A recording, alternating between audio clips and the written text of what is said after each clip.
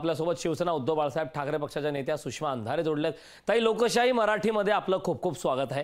लोकसभा निवडणुकीचा निकाल लागला, महाविकास आघाडीने राज्यात मुसंडी मारली, त्यानंतर फडणवीसांचं एक स्टेटमेंट आलं आणि त्यानंतर आता आज शंभूराज देसाई यांचं एक मोठं वक्तव्य आलंय। त्यांनी आपल्याला मंत्रिपदातून मुक्त करण्याची मागणी मुख्यमंत्र्यांकडे करणार असं वक्तव्य केलंय। काय यावरती आपली पहिली प्रतिक्रिया? महायुतीतले हे सगळे लोक क्रमांक 1 चे लबाड लोक आहेत। यांना प्रभू श्रीरामाचे नाव घेण्याचा सुद्धा अधिकार नाही।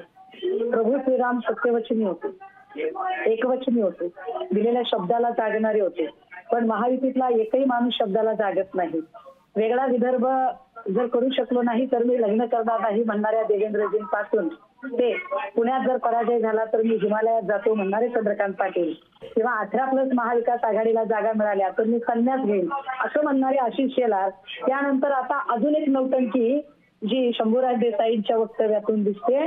मुळात ही लोक सत्ता सोडू शकत नाही, हे कमालीचे सत्ता स्वार्थाने दरवटलेले लोक आहेत। आणि फक्त आणि फक्त आता देवेंद्रजी बोलले तर मग आपण कुठेतरी चर्चेत आलं पाहिजे, आपण मागे पडता कामा नये, उद्या आपल्याही उमेदवारीवर गदा येता कामा नये, त्यामुळे देवेंद्रजींची थोडी मर्जी राखली पाहिजे। अशा हिशोबातनं देवेंद्रजींची लाईन अंडरलाईन करण्याचा प्रयत्न याच्या पलीकडे पाहिजे। नक्कीच ताई, खूप खूप धन्यवाद लोकशाही मराठीशी संवाद साधला त्याबद्दल। शंभूराज देसाई यांचं एक वक्तव्य आलेलं आहे। मुख्यमंत्री एकनाथ शिंदे यांच्याकडे मंत्रिपदातून मुक्त करण्याची मागणी करणार शंभूराज देसाई यांनी कार्यकर्त्यांच्या मेळाव्यात एक मोठं वक्तव्य केलेलं आहे। देसाईंच्या या वक्तव्याने राजकीय वर्तुळात मात्र खळबळ उडाली।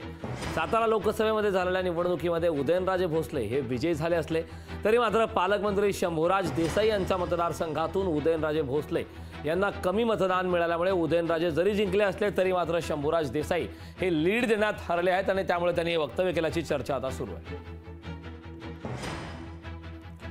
या संदर्भात ताजी अपडेट देण्यासाठी आपले प्रतिनिधी शशिकांत सूर्यवंशी यांच्याकडे मी जाणार आहे।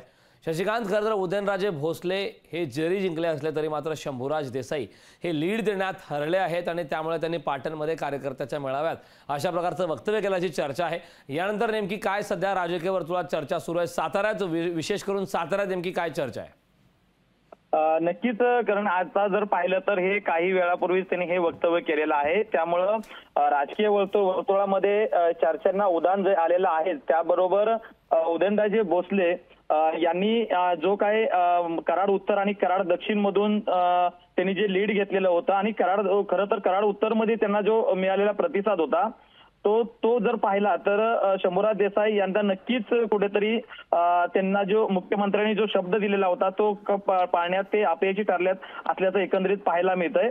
कराड दक्षिण आणि कराड उत्तर मध्ये गेल्या पंचवार्षिकला उदयनराजे भोसले यांना मतदान कमी मिळालेलं होतं आणि त्यामुळे उदयनराजे भोसले यांनी त्यांचा पहिला केंद्रबिंदू जो होता तो कराड उत्तर आणि कराड दक्षिण प्रचाराचा केलेला होता आणि या परिसरातलं मतदान मिळावं म्हणून त्यांनी पंतप्रधानांची सभा देखील त्याच ठिकाणी घेतलेली होती।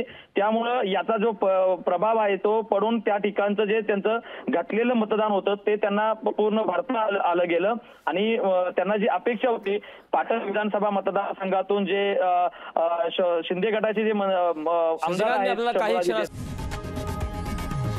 लोकशाही मराठी ऐका, पहा, जागरूक रहा।